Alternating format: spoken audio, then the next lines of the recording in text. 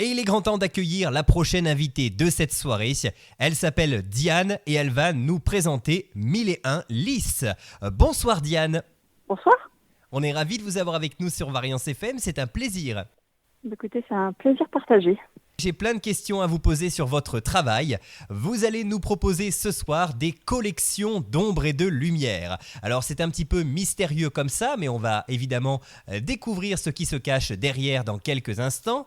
Mais dans un premier temps, on va un petit peu parler de vous et de votre parcours. Du coup, qu'est-ce qui vous a donné envie de faire de l'artisanat et de travailler avec les ombres et la lumière ? Bien, tout simplement parce que j'étais déjà décoratrice depuis bien une quinzaine d'années. Et je faisais de la décoration florale, suivie du travail de la plume. Et il y a 7 ans, je me suis dit, il faut que je travaille le bois. C'était déjà quelque chose que j'avais envie de faire depuis des années. Et je me suis lancée dans la fabrication de silhouettes en bois, en ombre et lumière, tout simplement. D'accord, alors des silhouettes qui se présentent sous plein de formes évidemment. Alors j'ai envie de vous demander quelles sont les différentes catégories d'objets que vous fabriquez.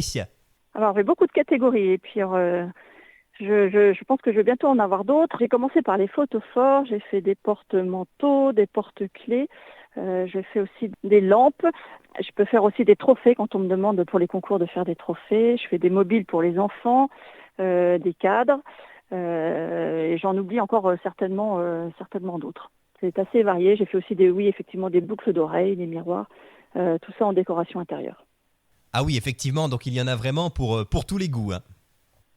Exactement. Et alors, comment l'ombre et la lumière se présentent-ils dans vos créations ? Qu'est-ce qui donne finalement cette impression ? Eh bien, tout simplement parce que je travaille les ombres chinoises. Donc, on a notre fond qui est noir. Et notamment pour les photophores, voilà, il y a la lumière qui est derrière et qui fait ressortir toutes les ombres chinoises. D'accord, et alors aucune couleur, vous travaillez principalement la peinture noire du coup.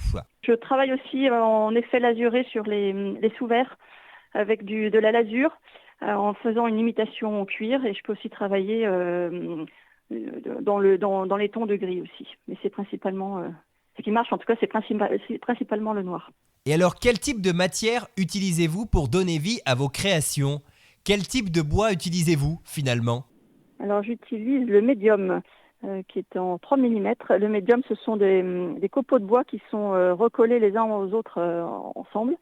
C'est un matériau qui est très très léger, ce qui permet d'avoir des sujets qui sont très très légers, notamment quand je fais des frises murales. Comme ça on peut s'amuser à les accrocher avec de la pâte à fixe sur les murs.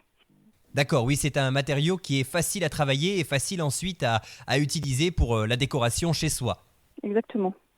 Et quels sont justement les outils dont vous vous servez pour donner forme à ces créations ? C'est toujours intéressant de savoir comment vous faites pour obtenir autant de détails.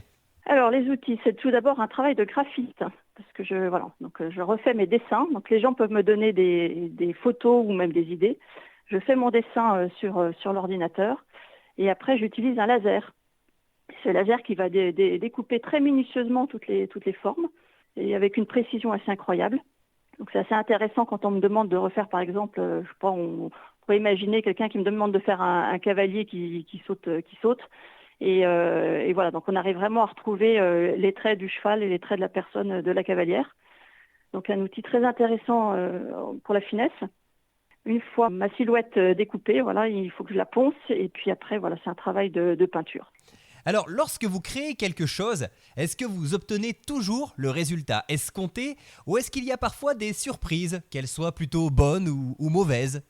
Non, je dirais que j'ai plutôt des bonnes surprises. On a justement cette qualité de découpe qui est très très intéressante avec le laser. Donc on arrive vraiment à avoir des choses qui sont très fines. J'ai rarement de mauvaises surprises. Après, si ça arrive, c'est que mon dessin au départ n'est pas bon et que ça rend pas très bien avec les ombres. Mais je suis plutôt agréablement surprise et j'ai toujours très hâte, quand je commence une œuvre, de l'avoir terminée pour justement avoir ce rendu assez fin. D'accord, oui, en général, quand on fait un dessin, le rendu est plus sympathique que ce qu'on avait fait au départ, pour le coup. Ouais, voilà. D'accord. Et alors, lorsque vous faites des créations qui vous sont propres, est-ce que vous avez des thèmes de prédilection ? Oui, tout à fait. Moi, je suis une rurale, je suis passionnée de nature. Donc, vous allez retrouver beaucoup d'animaux. que ce soit les animaux de la forêt ou tous les oiseaux, ça vous allez retrouver ça beaucoup dans mes silhouettes. Vous allez retrouver aussi dans mes créations pas mal de choses sur la chasse, parce que figurez-vous que ce sont les chasseurs qui m'ont lancé au début, qui m'ont demandé beaucoup de commandes. Donc voilà. Et ceci dit, je suis ouverte et au contraire, je cherche d'autres thèmes à exploiter. Là, le champ des possibles est très vaste. Je peux vraiment travailler tous les thèmes possibles et imaginables. D'accord. Et alors, sur vos créations, est-ce qu'il vous arrive de rajouter de temps en temps un petit peu de peinture pour avoir quelques détails en plus? Ou est-ce que ce sont uniquement les découpes qui forment toutes les silhouettes? Ah, c'est vraiment les découpes, hein. Comme tout est uniforme en noir, puisque ce sont vraiment des ombres chinoises. Par contre, je peux arriver justement avec mes découpes internes, voilà, à faire un œil par exemple avec mon laser, et c'est là, voilà, on va voir un petit peu de profondeur dans mon dessin, mais c'est vraiment la découpe qui va rendre le visu de la silhouette. D'accord. Et la partie lumière, tiens, est-ce qu'elle est incluse dans vos créations? Est-ce que de temps en temps, vous rajoutez une petite bougie ou quelque chose pour donner une autre dimension à ces quelques créations? Alors moi, quand je prends évidemment mes photos, j'en prends. Après, c'est à mes clients de rajouter ce qu'ils veulent, hein. Soit ils rajoutent des bougies, ils peuvent rajouter des petites guirlandes LED. Après, c'est à chacun de trouver sa lumière pour le rendu. Bien Après, sûr. évidemment, les pieds de lampe, tout est fourni, hein, mais en tout cas, pour ce qui est photophore, voilà, c'est chacun met ce qu'il veut dedans. L'avantage des petites guirlandes électriques, c'est un petit clic, c'est allumé, mais chacun choisit ce qu'il veut mettre. Oui, c'est sûr que le pied de lampe, c'est mieux quand même d'avoir la lampe avec, hein, c'est plus sympa. Oui, tant qu'à faire, c'est ça. D'accord. Et alors, vous le disiez tout à l'heure, vous faites également de la personnalisation. Du coup, comment doit-on procéder pour que vous puissiez réaliser nos projets? Alors, il suffit tout simplement de me contacter. Alors, l'idéal, c'est vraiment quand c'est quelque chose de vraiment personnalisé, c'est d'avoir une photo. C'est-à-dire, voilà, je voudrais que vous me fassiez mon grand-père avec son chien et à la pêche. Donc, l'idéal, c'est vraiment de me donner la photo au moins du grand-père et du chien. Et après, je me débrouille, hein, j'arrive à mettre en forme tout ça. Et puis sinon, quand on n'a pas de photo, voilà, on me dit, mon grand-père était petit, était courbé, etc. Donc j'arrive à essayer de faire un dessin et puis on en reparle après. Et si le dessin va, voilà, on lance la commande. Donc c'est vrai, ça peut vraiment être à partir d'une photo ou à partir de vos idées. Et quelle est finalement la demande la plus originale à laquelle vous ayez déjà répondu? Ou tout du moins peut-être celle qui vous a le plus marqué? J'imagine que vous en avez vu de toutes les couleurs, hein, et c'est le cas de le dire, même si vous faites beaucoup de noir, hein, pour le De coup. noir. Mais en tout cas, il y a peut-être certaines choses qui vous ont marqué de par leur histoire. Ah bah oui, tout à fait, oui. Pour rendre hommage aux personnes décédées, ça je trouve que c'est toujours une dimension assez poignante. Où on me demande aussi souvent de faire... voilà, est-ce que vous pourriez faire mon chien qui est parti la semaine dernière? Les gens m'envoient leurs photos de leur chien, ce qui permet de les immortaliser. Mais je trouve que c'est toujours une dimension assez poignante. Bien sûr, tout à fait. Quand on a le souvenir de quelqu'un dans une création artisanale, eh ben c'est plutôt chouette, hein, ça c'est clair. Il y a un vrai message derrière et au moins, là, c'est une création qui est vraiment très personnelle. Et j'imagine qu'un enfant qui vient avec un dessin peut totalement vous demander de lui reproduire avec vos silhouettes, tout simplement. Exactement, oui, ça j'ai déjà fait, c'est rigolo.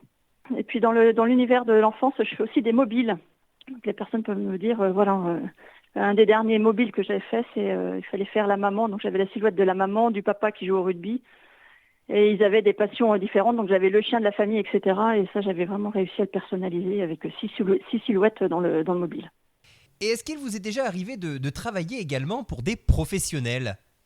Oui, ça m'arrive souvent. Notamment, une de mes dernières réalisations était de travailler pour un restaurant où j'ai repris le logo du restaurant. On a travaillé avec un électricien qui a mis, qui a fait en sorte de rétroéclairer le grand logo qui faisait 60 cm de rond là. Et voilà, c'était un beau travail. C'est intéressant, on arrive à travailler sur les logos, sur plein de choses. Et alors là, j'ai une question qui va concerner un petit peu vos projets futurs. Est-ce que vous auriez peut-être une exclusivité à nous dévoiler? Quelque chose que vous n'avez pas encore réalisé, mais que vous prévoyez de faire dans les prochaines semaines ou prochains mois peut-être? Des excuses, oui, j'y réfléchis. Mais voilà, c'est encore un petit peu secret, j'en parle pas pour l'instant. Ça sera Ah, peut-être plutôt plus pour de la décoration extérieure, mais voilà, on va voir. surprise, il va falloir Oui, rester effectivement connecté patienter un à peu. vos réseaux pour en savoir un peu plus. Et justement, j'en viens à une question très très importante. Où est-ce qu'on peut vous retrouver? Est-ce que vous avez donc une page Facebook, un site internet et peut-être même des lieux physiques dans lesquels on pourrait vous rencontrer? Alors tout à fait, j'ai un atelier à Souvigny, près de Moulins. Donc là, il suffit juste de me passer un petit coup de fil avant pour prendre rendez-vous, sachant que je suis 90% du temps à l'atelier, mais voilà, il m'arrive aussi de partir sur des expositions et des ventes. J'ai aussi une page Facebook et Instagram, et vous pouvez retrouver mes œuvres sur mon site internet milletunlis.fr, 1001 en chiffres. D'accord, 1001lice.fr tout simplement. Et j'imagine qu'on vous retrouvera peut-être également sur quelques petits marchés artisanaux parce qu'on arrive bientôt sur la période des marchés de Noël. Ah bah oui, ça va être vite arrivé. Vous allez peut-être me retrouver en boutique éphémère sur Moulins pendant un mois. Et puis effectivement, là, les marchés vont geler un petit peu d'ailleurs partout en France. Je vais même descendre jusqu'à Poitiers là. Eh ben écoutez, vous mettez un petit peu d'Auvergne ailleurs en France et ça c'est formidable de pouvoir partager les talents et le savoir-faire de nos artisans. En tout cas, merci beaucoup d'avoir été avec nous Diane, c'était un plaisir de parler de votre travail. Ben, merci pour votre accueil. Et puis bah écoutez, on ne peut que vous souhaiter le meilleur pour la suite et on restera attentif à vos projets car visiblement, il va se passer des choses dans les prochains mois et prochaines semaines. Vous nous avez donné l'eau à la bouche avec les projets que vous n'aviez pas envie de dévoiler. Voilà, merci beaucoup.